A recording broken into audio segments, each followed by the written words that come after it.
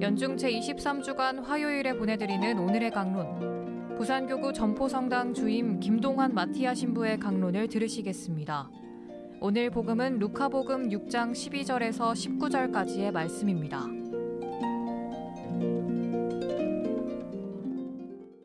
그 무렵 예수님께서는 기도하시려고 산으로 나가시어 밤을 새우며 하느님께 기도하셨다.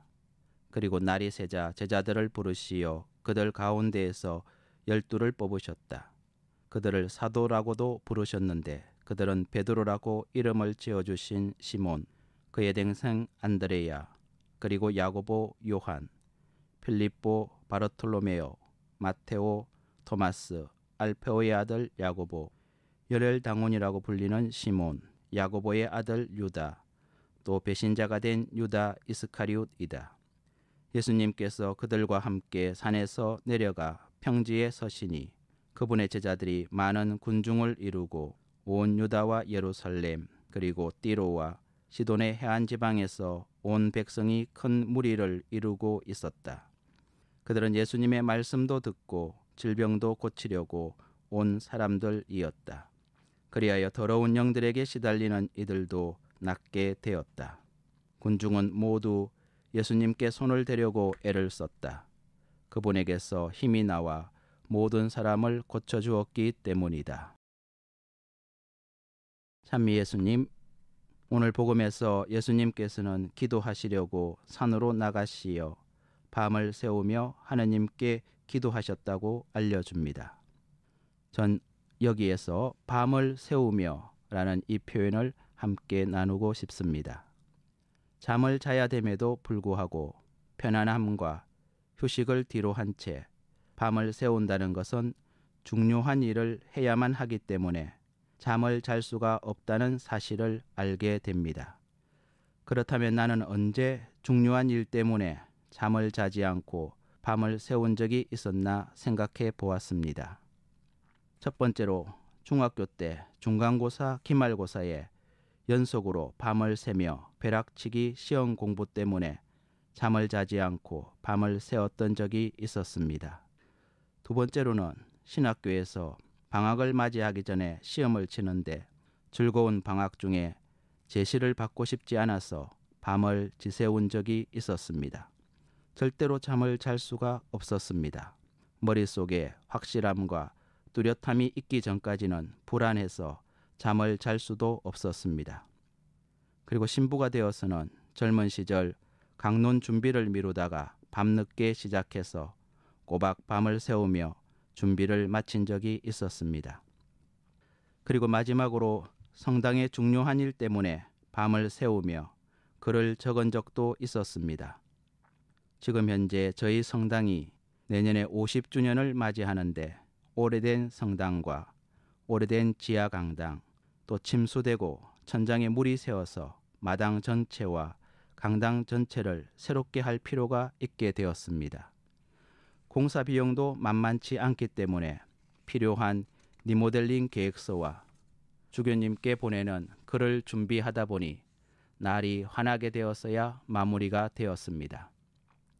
기도하는 마음으로 밤을 새면서 준비하다 보면 좋은 결과가 나오는 것 같습니다.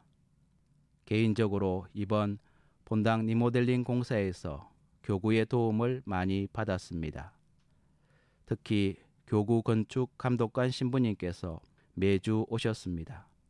공사가 끝날 때까지 공정회의와 점검을 받아가면서 진행하였기에 하자가 매우 줄어들 수 있었습니다.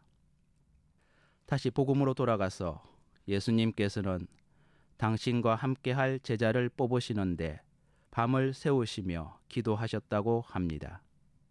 당신이 중요한 일을 하시는데 누구와 함께 할 것인가? 당신과 함께 일할 사람이 너무나도 중요하기 때문에 밤을 새면서 기도하셨다고 합니다. 큰 일을 할 때는 사람이 매우 중요하다는 것을 가르쳐 주십니다. 일이 중요할수록 사람은 더 중요한 것 같습니다. 그러므로 밤을 새면서 신중하게 사람을 선택하기 위하여 고민하셨던 예수님을 떠올려 봅니다. 이 복음 내용을 일반적으로 우리에게 적용해 보고 싶습니다. 당신은 누구와 함께 지내고 있습니까? 5명을 떠올려 보십시오. 일주일 동안 가장 많은 시간을 할애하고 같이 하는 5명을 떠올려 보십시오. 기분이 어떻습니까? 느낌이 어떻습니까? 이 5명의 평균이 당신의 현재 모습이다라는 말도 있지 않습니까? 마음에 드십니까? 조금 더 자세히 보려면 당신과 함께하는 5명을 한 분씩 나누어서 살펴보십시오. 그 한 분 한 분이 지금 현재 건강하고 쾌활하고 앞으로도 긍정적으로 보이십니까? 그러니까 한마디로 잘 되고 있습니까? 그런 분이 대다수이라면 당신도 그런 분일 것입니다. 미래가 긍정적이다. 같이 있으면 미래가 잘 된다. 계속 앞으로 나아갈 것 같다라고 느껴지지요. 그런데 반대로 생각해보죠. 한 분 한 분이 미래에 대해서는 어떤 긍정적인 부분은 전혀 말하지 않고 오직 과거에만 매달려서 집착하고 분노하고 후회하고 과거 이야기만 한다면 그분들에게서 얼른 빠져나오세요 라고 말씀드리고 싶습니다.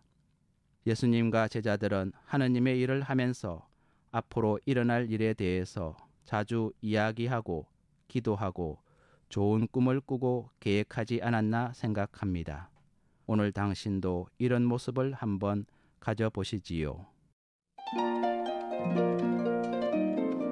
지금까지 부산교구 점포성당 주임 김동환 마티아 신부의 강론을 들으셨습니다. 오늘의 강론 공인회계사 임만섭 바오로 형제님과 함께합니다.